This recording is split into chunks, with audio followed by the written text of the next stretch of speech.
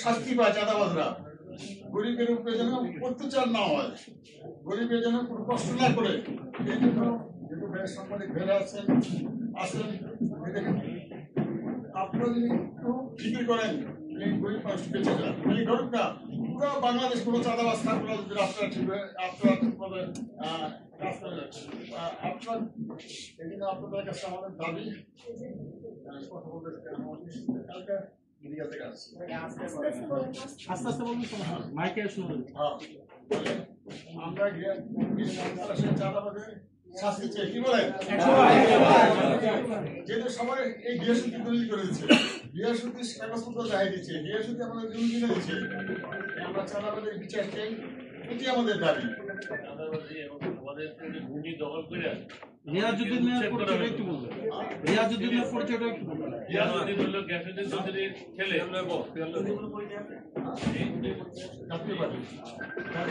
জাতীয় পার্টির আহ্বায়ক ছিলেন। আমার কাছে কিছু ছবি আছে, এই ছবি যদি আপনারা যদি দিতে পারেন তাহলে দেখবেন যে আওয়ামী লীগের একজন দূষক, নারায়ণগঞ্জ জাতীয় পার্টির আহ্বায়ক। হ্যাঁ, ওনাকে এই করাতে,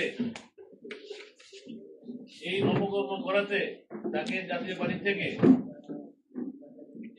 এই অপকর্ম, সে আমার নাম শহীদে যান, সেই অপকর্ম করাতে তাকে জাতীয় পার্টি থেকে অব্যাহতি দেওয়া হয়েছিল।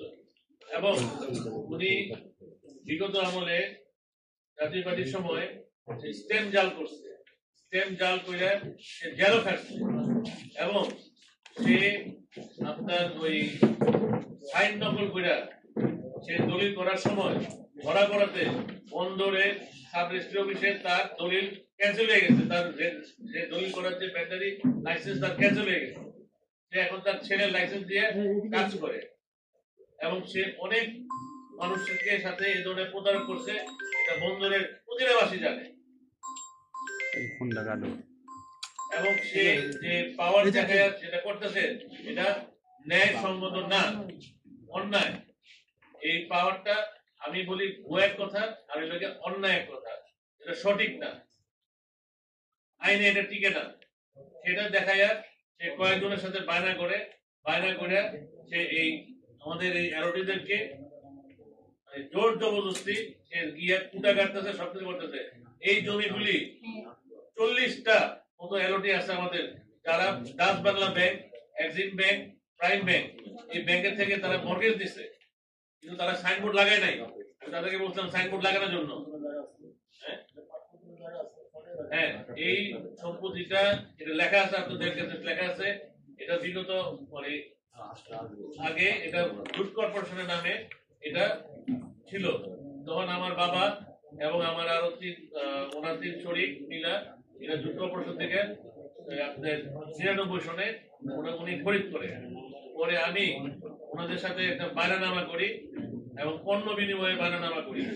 পণ্য বিনিময়ে বায়নানামা করে একের সময় তাদেরকে টাকা পরিশোধ করিয়া তাদের থেকে আমি পাওয়ার অফ অ্যাটর্নি গ্রহণ করি। যে পাওয়ার অফ অ্যাটর্নি অ্যাক্ট আপনাদের 2012-2013, ওই পাওয়ার অফ অ্যাটর্নি অ্যাক্টে যদি আপনারা যদি পড়েন তাহলে দেখবেন মানুষ মৃত হইলেও সেই পাওয়ার অফ অ্যাটর্নি ক্যান্সেল হয় না। কারণ ওই পাওয়ার অফ অ্যাটর্নির মধ্যে লেখা আছে যে এই সম্পত্তিটা আপনি মর্গেজ দিতে পারবেন, আপনি বিক্রি করতে পারবেন, আপনি এটা কারোর কাছে বন্ধক দিতে পারবেন, আপনি এটা কারোর কাছে ট্রান্সফার করতে পারবেন। সেই পাওয়ার অফ অ্যাটর্নিটা অপরিবর্তিত পাওয়ার অফ অ্যাটর্নি হিসাবে গণ্য করা হয়। সেটা এই ভেন্ডার না দেয় না, না পূজা, তারা ওই শরীরদের থেকে যারা মারা গেছে ওই শরীরদের থেকে আইনা তারা এই প্রতারণা করতেছে এবং আমাদের কাছে থেকে চাঁদার দাবি করতেছে রীতিমতো। আমরা এখানে এ ধরনের লোক না। আমি পরিচয় দিতে গেলে নারায়ণগঞ্জের অর্ধেকবাসী আমাকে চিনবে। আমার বাবার নাম হলো এম এ ওহাব, ফেডারেশনের প্রেসিডেন্ট ছিলেন 1978-এ। আমাদের জিয়া রহমান সাহেবের ওনার আমলে উনি একসাথে হাত মিলিয়ে চলতেন। উনি ছিলেন ফেডারেশনের প্রেসিডেন্ট আর আমাদের জিয়া রহমান সাহেবের বাংলাদেশের রাষ্ট্রপতি ছিলেন। আমি তারই ছেলে। এই জমিটা আমি তাদের থেকেই নেওয়া। আপনার নারায়ণগঞ্জে যদি যারা আছেন তারা কি আমাকে চিনেন? নাম জানেন? এখন আপনারা বলেন কোন প্রতারণার মধ্যে আমরা পড়ছি? আমরা কি গুন্ডামি করতে পারি? আমরা আপনাদের আশ্রয় নিয়েছি এই কারণে, যেহেতু আপনাদের দ্বারাই আমরা একমাত্র আমাদের এই ওনাদের সবাই আমাদের সবার জন্য আমরা মঙ্গল কামনা করতে পারি। আপনারা যদি মিডিয়া আপনারা যা আছেন আপনারা যদি সবাই কাছে ছড়াই দেন, আমাদের সে স্বরাষ্ট্রমন্ত্রী উনি এমন একজন লোক, সে বলেছেন, কালকে বলেছেন ক্লাবে আমি দেখছি যে ভূমিদস্যু যারা আছে তাদেরকে কাউকে ছাড়া হবে না, চাঁদাবাজি কাউকে ছাড়া হবে না। এখানে তাই হচ্ছে এবং সেটা সত্যি। এখানে এটা আছে তোমাদের কপি, কি করছো এই কপিটা একটু দেখান প্লিজ। এখানে কপি করা আছে। আমরা ওনার সাথে সাথে আমরা আইনের আশ্রয় গিয়েছিলাম, বাট ওনারা বলছে আপনারা আগে প্রেস করেন, ডিসি কে দেখান, আপনাদের প্রশাসনিক করার, এটা করার পরে আমরা একসাথে যাব ইনশাল্লাহ। আপনাদের এই আমার বক্তব্য সাহেবের বক্তব্যের পরে আপনারা যদি এটা সুন্দরভাবে মিডিয়াতে করে দেন, তাহলে আমার মনে হয় সবাই দেখবে, সবাই সচেতন হবে এবং আমাদের উপকার হবে।